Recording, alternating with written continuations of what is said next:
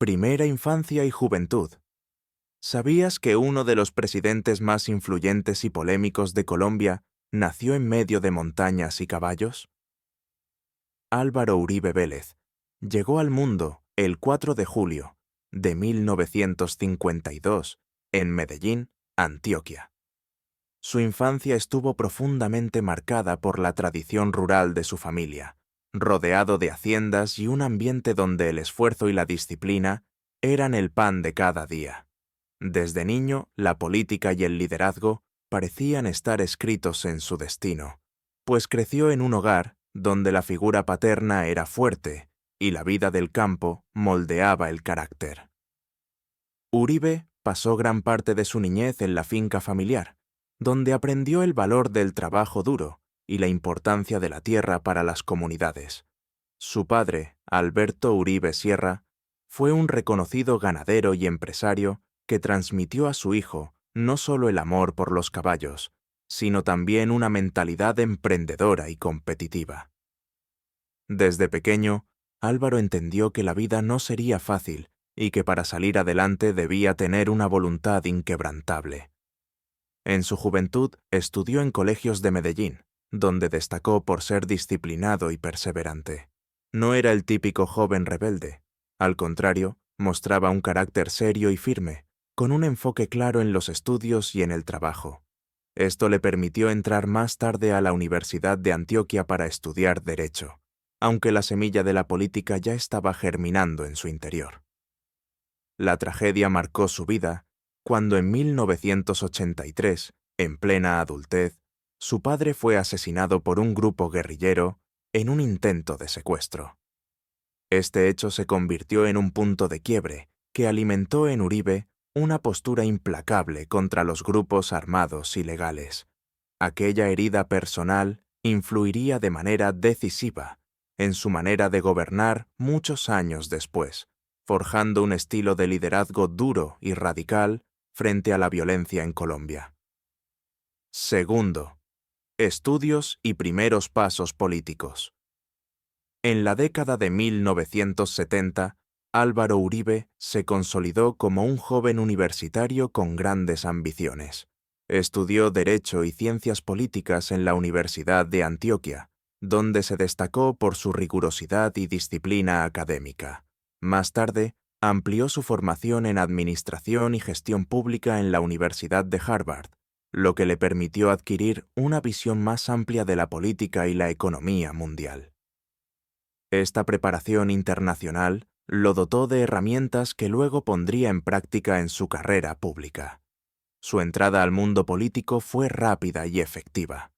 A comienzos de los años 70, fue director de la Aeronáutica Civil de Colombia, un cargo de gran responsabilidad que le permitió proyectarse como un joven funcionario con capacidad de gestión. Allí empezó a ganar reconocimiento por su eficiencia y su carácter fuerte, cualidades que lo acompañarían durante toda su trayectoria. Uribe entendió pronto que la política era el camino ideal para materializar sus ideas. Su carisma con ciertos sectores de la sociedad, sumado a su disciplina incansable, lo llevaron a ser elegido concejal de Medellín. No pasó mucho tiempo para que escalara posiciones y se convirtiera en senador de la República en la década de los 90, un cargo que lo posicionó como un político de peso en el país. Durante esos años, sus posiciones sobre seguridad y orden público empezaron a tomar fuerza. No hablaba como un político tradicional que prometía soluciones fáciles, sino como alguien que conocía de primera mano el dolor de la violencia. Esto lo hizo destacar entre la clase política colombiana, construyendo un perfil de líder implacable, distinto y con un fuerte discurso en contra de los grupos armados ilegales. Tercer ascenso político. El ascenso político de Álvaro Uribe fue meteórico. En 1995 se convirtió en gobernador de Antioquia, donde empezó a aplicar las ideas que más tarde lo harían presidente. Su programa de consejos comunitarios y su política de seguridad ganaron reconocimiento, pues buscaba acercarse directamente a la ciudadanía, escuchar sus problemas y tomar decisiones rápidas. Su estilo de gobernar era cercano, práctico y con mano dura frente a la violencia.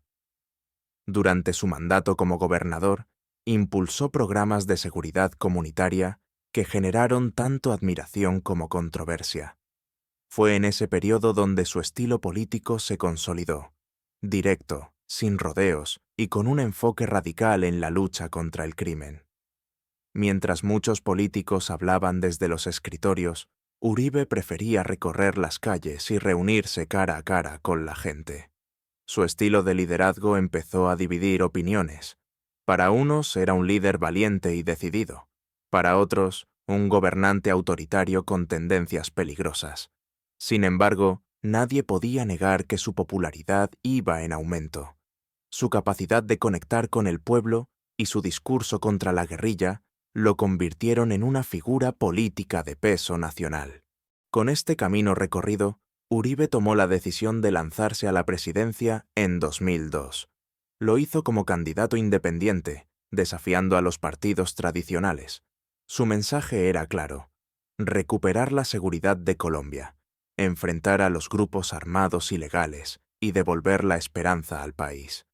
Ese discurso caló hondo en una nación golpeada por el miedo, la violencia y el secuestro. Presidencia: Álvaro Uribe asumió la presidencia en 2002 en medio de un país sumido en la violencia. La guerrilla tenía un poder significativo, el secuestro era un flagelo nacional y los colombianos vivían con miedo constante. Su campaña, centrada en la seguridad democrática, prometía devolver la tranquilidad a las calles y las carreteras, y apenas llegó al poder, puso en marcha una de las políticas de seguridad más duras en la historia reciente de Colombia. Durante sus primeros años de gobierno, logró debilitar significativamente a las guerrillas, recuperó carreteras y territorios y disminuyó las cifras de secuestros. Para muchos, se convirtió en un símbolo de esperanza y fortaleza. Su estilo directo, cercano a la gente y firme en la toma de decisiones, lo consolidó como un presidente popular, al punto de que en 2006 fue reelegido con un amplio respaldo popular. No obstante, su gobierno también estuvo marcado por polémicas y cuestionamientos. Mientras sus seguidores lo veían como el presidente que había devuelto la seguridad, sus detractores lo señalaban de haber permitido violaciones a los derechos humanos en medio de la lucha contra los grupos armados. La sombra del paramilitarismo también generó críticas y debates en torno a su forma de gobernar. Pese a las controversias, Uribe se mantuvo firme y con altos índices de popularidad durante gran parte de sus 2 mandatos. Sus discursos eran directos y apelaban al sentimiento de orgullo patrio, lo que generó una conexión emocional con millones de colombianos. Su figura creció hasta convertirse en uno de los presidentes más influyentes de la historia moderna del país. Conflictos y polémicas. La segunda presidencia de Álvaro Uribe, entre 2006 y 2010, estuvo marcada por logros en materia de seguridad, pero también por crecientes polémicas. Las denuncias sobre vínculos de políticos aliados con grupos paramilitares, conocidos como la parapolítica, mancharon su gobierno. Aunque Uribe siempre negó estas acusaciones, el tema generó un debate nacional e internacional sobre la verdadera naturaleza de su estrategia de seguridad. Otro de los escándalos más recordados fue el de las chuzadas del DAS, donde se descubrió que el organismo de inteligencia del Estado había interceptado ilegalmente comunicaciones de magistrados, periodistas y opositores políticos. Este hecho golpeó fuertemente la imagen de su gobierno y alimentó el discurso de quienes lo consideraban un presidente autoritario. Al mismo tiempo, en 2008, se conocieron los falsos positivos, un escándalo en el que miembros del ejército presentaron a jóvenes inocentes asesinados como guerrilleros abatidos para mostrar resultados en la lucha contra la insurgencia. Aunque Uribe rechazó los hechos y aseguró que fueron actos individuales, la mancha quedó en la historia de su mandato. A pesar de estas polémicas, una parte importante de la población continuaba respaldándolo. La división en torno a su figura se hacía cada vez más evidente. Para muchos era el líder que había salvado al país del caos, pero para otros era un gobernante que había sacrificado derechos y libertades en nombre de la seguridad. Fin de su mandato. En 2010, tras 8 años en el poder, Álvaro Uribe dejó la presidencia con uno de los índices de popularidad más altos de un mandatario saliente en Colombia.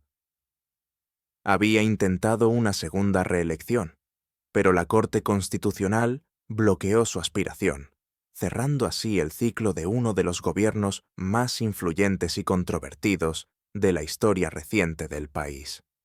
Su salida del poder no significó el final de su influencia. Aunque ya no estaba en la Casa de Nariño, Uribe continuó siendo una figura política de gran peso.